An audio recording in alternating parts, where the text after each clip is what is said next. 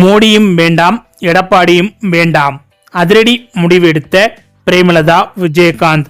கூட்டணி குறித்து இறுதி முடிவை வெளியிட்ட தேமுதிக.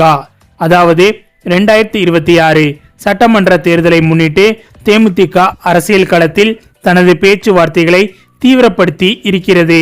திமுக மற்றும் அதிமுக ஆகிய இரு பிரதான கட்சிகளுடனும் ஒரே நேரத்தில் பேச்சுவார்த்தை நடத்தி தன் டிமாண்டை உயர்த்தும் யுத்தியை தேமுதிக பின்பற்றுகிறது என்பதை தற்போதைய அரசியல் வட்டாரங்களின் மதிப்பீடாக இருக்கிறது.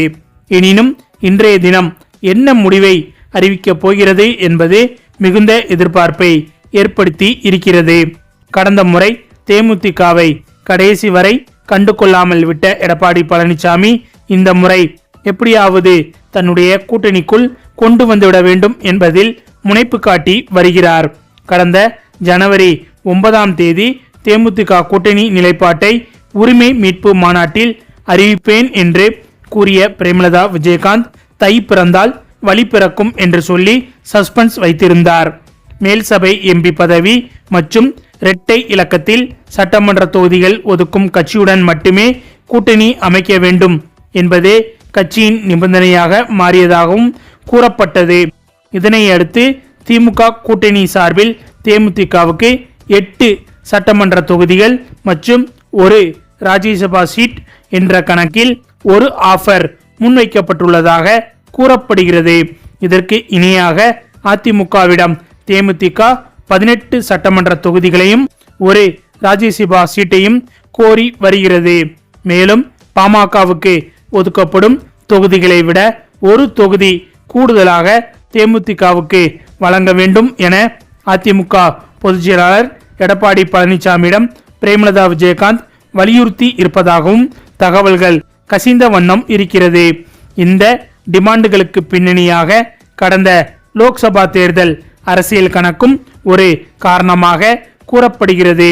அப்போது பாஜக கூட்டணிக்கு சென்ற பாமகவை போல் இல்லாமல் தேமுதிக உறுதியுடன் அதிமுக கூட்டணியில் தொடர்ந்தது. அந்த அரசியல் நிலைப்பாட்டின் அடிப்படையிலேயே இப்போது தேமுதிக தனது கோரிக்கைகளை நியாயப்படுத்தி வருகிறது. இதன் காரணமாக தேமுதிக டிமாண்டை ஏற்கலாமா மறுக்கலாமா என்ற குழப்பத்தில் எடப்பாடி பழனிசாமி இருப்பதாகவும் அதிமுக வட்டாரங்களில் அதிருப்தி நிலவுகிறது. சில மாதங்களிலே அதிமுகவுடன் ஏற்பட்ட பஞ்சாயத்தால் ஒப்புக்கொண்ட ராஜ்யசபா சீட் வழங்கப்படவில்லை என்று சொல்லி தேமுதிக கூட்டணியிலிருந்து வெளியேறிய அனுபவம் இன்னும் அரசியல் நினைவில் இருக்கிறது. தேர்தல் நெருங்கி வரும் சூழலில் ஆளும் கட்சியை அளவோடு விமர்சிப்பது, எதிர்க்கட்சிகளுடன் இணக்கமான அணுகுமுறையும் விஜயுடன் நட்புறவையும் வெளிப்படுத்துவதன் மூலம் தேமுதிக தனது அனைத்து அரசியல் ஆப்ஷன்களையும் திறந்தே வைத்திருக்கிறது. எந்த பக்கம் சென்றாலும் பேச்சுவார்த்தையில் கைமேல் பலன் கிடைக்க வேண்டும் என்பதே இந்த யுக்தியின் மையம். தமிழ்நாட்டில் தேமுதிகவின் பூத் கமிட்டி அமைப்பு இன்னும் கரையாமல் செயல்பாட்டில் இருப்பதும் பேச்சுவார்த்தையில் முக்கிய ஆயுதமாக முன்வைக்கப்படுகிறது. திமுக, அதிமுக, பாஜக ஆகிய கட்சிகளுக்கு பிறகு சுமார் 35,000க்கும் அதிகமான பூத் கமிட்டிகள் தேமுதிகவிடம் இருப்பதாக கூறப்படுகிறது. இந்த கட்டமைப்பு பாமகவை விடவும் தேமுதிகவுக்கு வலுவானதாக இருக்கிறது என்ற வாதத்தை முன்வைத்து பிரேமலதா விஜயகாந்த் பேச்சுவார்த்தை நடத்தி வருகிறார். சட்டமன்ற பதிவேட்டில் தேமுதிக உறுப்பினர்கள் கையெழுத்து போட்டு 10 ஆண்டுகளுக்கு மேலாகிவிட்டது. கேப்டன் கட்சி என்ற அடையாளத்தை காப்பாற்ற குறைந்தபட்சம் ஒருவரையாவது அல்லது இருவரையாவது சட்டமன்றத்திற்குள் அனுப்ப வேண்டும் என்பதே தேமுதிக தொண்டர்களின் பிரதான விருப்பமாக இருக்கிறது. திமுகவுடன் கூட்டணி வைத்தால் எளிதாக வெற்றி பெற்று விடலாம் என்று தேமுதிக மாவட்ட செயலாளர் கூட்டத்தில் நிர்வாகிகள் வலியுறுத்தியதும் இதனை முன்னிறுத்திதான். இங்கு இன்னொரு முக்கிய அம்சத்தையும் சுட்டிக்காட்ட வேண்டியது இருக்கிறது. கடந்த 2021 சட்டமன்ற தேர்தல் தேமுதிகவுக்கு கடும் பின்னடைவை ஏற்படுத்தியது. 60 தொகுதிகள் போட்டியிட்டும் ஒரு தொகுதியில் கூட வெற்றி பெற முடியாத நிலை ஏற்பட்டது. வாக்கு வங்கி சுருங்கிவிட்டது. அரசியல் ரீதியாக இது பெரிய சரிவாக இருந்தாலும் ஒரு முக்கிய விஷயம் இன்னும் தேமுதிகவுக்கு சாதகமாகவே இருக்கிறது. ஆம், அது அந்த கட்சியின் தேர்தல் அங்கீகாரம் இன்னும் தேர்தல் ஆணையத்தில் தொடர்கிறது. பாமக, மதிமுக போன்ற கள அரசியலில் தொடர்ந்து செயல்பட்டு வரும் கட்சிகளே இன்று அங்கீகாரத்தை இழந்த நிலையில் இருக்கிறது. ஆனால் தேமுதிக அந்த நிலைக்கு இன்னும் தள்ளப்படவில்லை. இதன் காரணமாக 2026 சட்டமன்ற தேர்தல் தேமுதிகவுக்கு வெற்றி தோல்வியை தாண்டி இன்னொரு முக்கிய போராட்டமாக மாறி இருக்கிறது. அது கட்சியின் அங்கீகாரத்தை தக்க வைத்துக் கொள்வது. அங்கீகாரத்தை இழக்காமல் இருக்க சட்டமன்ற தேர்தலில் குறைந்தது 6% வாக்குகளை பெறுவதோடு 2 தொகுதிகளில் வெற்றி பெற வேண்டும். அது சாத்தியமாகவில்லை என்றால் குறைந்தது 8 தொகுதிகளில் வெற்றி பெற வேண்டிய கட்டாயம் இருக்கிறது. இந்த இலக்குகளை அடைவதை தேமுதிக பொதுச்செயலாளர் பிரேமலதாவுக்கு முன்னால் இருக்கும் மிகப்பெரிய அரசியல் சவாலாக பார்க்கப்படுகிறது. இந்த நிலையில் திமுக கூட்டணியில் காங்கிரஸ் கட்சியுடன் தொகுதி பங்கீட்டில் ஒருவேளை இழுபறி ஏற்பட்டு அவர்கள் வெளியேறினால் அந்த இடத்தை பிடிக்க தேமுதிக தயாராக இருப்பதாக கூறப்படுகிறது.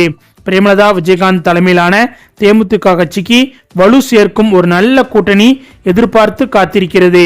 அதே சமயம் திமுகவின் வாய்ப்பு கிடைக்காத பட்சத்தில் அதிமுகவுடன் கைகோர்க்கும் தேமுதிக ரகசிய பேச்சுவார்த்தையில் ஈடுபட்டு வருவதாக தெரிகிறது. எடப்பாடி பழனிசாமியுடன் பழைய கசப்புகளை மறந்து தேமுதிகவை இணைத்துக் கொள்ள ஆர்வம் காட்டி வருகிறார். மொத்தத்தில் காங்கிரஸ் எடுக்கும் முடிவை பொறுத்தே தேமுதிகவின் அடுத்த கட்ட நகர்வு அமையும் என்பதால் அதிக தொகுதிகளை ஒதுக்கும் கூட்டணியில் இணைய அக்கட்சி தலைமை திட்டமிட்டு இருக்கிறது. இந்த நிலையில் தமிழக அரசியல் வரலாற்றில் முதல் முறையாக தேமுதிக திமுக தலைமையிலான கூட்டணியில் இணைய வாய்ப்பு உருவாகி வருவதாக அரசியல் வட்டாரங்கள் தெரிவிக்கின்றன.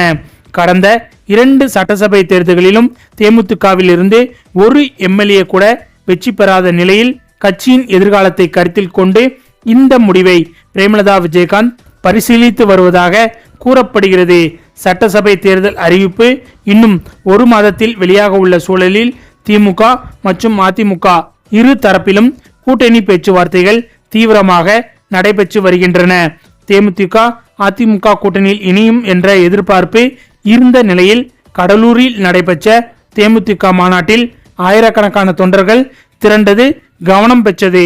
அந்த மாநாட்டில் கூட்டணி முடிவை அறிவிப்பதாக கூறியிருந்த பிரேமலதா விஜயகாந்த் மற்ற கட்சிகள் இன்னும் முடிவை அறிவிக்காத போது நாம் மட்டும் அவசரப்பட வேண்டுமா என கூறி முடிவை ஒத்திவைத்தார். அதே மாநாட்டில் விஜயபிரபாகரன் காங்கிரஸ் கட்சியை மட்டுமே விமர்சித்தார். திமுக மற்றும் அதிமுக ஆகிய இரு கட்சிகளையும் விமர்சிக்காதது தேமுதிக எந்த அணியில் இணைய போகிறது என்ற விவாதத்தை மேலும் தீவிரப்படுத்தியது. இதற்கிடையே தேமுதிக இரு பெரிய திராவிட கட்சிகளுடனும் கூட்டணி பேச்சுவார்த்தை நடத்தி வருவதாக தகவல்கள் வெளியாகின. திமுக மற்றும் அதிமுக இரு தரப்பிலும் தேமுதிகவுக்கு ஒரு ராஜ்யசபா சீட் வழங்க முன் வந்துள்ளதாக கூறப்படுகிறது. ஆனால் திமுக தரப்பில் சட்டமன்ற தொகுதிகள் ஒற்றை இலக்கத்தில் மட்டுமே ஒதுக்கப்படும் என கட்சி தலைமை தெளிவுபடுத்தியிருக்கிறது. அதே சமயம் அதிமுக தரப்பில் இரட்டை இலக்க தொகுதிகள் மற்றும் ஒரு ராஜ்யசபா சீட் வழங்கப்படும் என உறுதி அளிக்கப்பட்டுள்ளதாக தகவல்கள் தெரிவிக்கின்றன. இதனால் விஜயபிரபாகரன் அதிமுக கூட்டணியை விரும்புவதாகவும் கூறப்படுகிறது.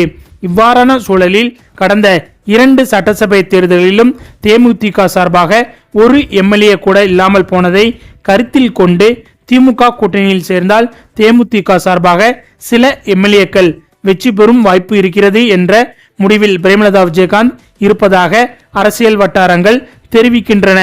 இதனால் தேமுதிக திமுக கூட்டணி உருவாகும் வாய்ப்பு நாளுக்கு நாள் அதிகரித்து வருவதாக கூறப்படுகிறது.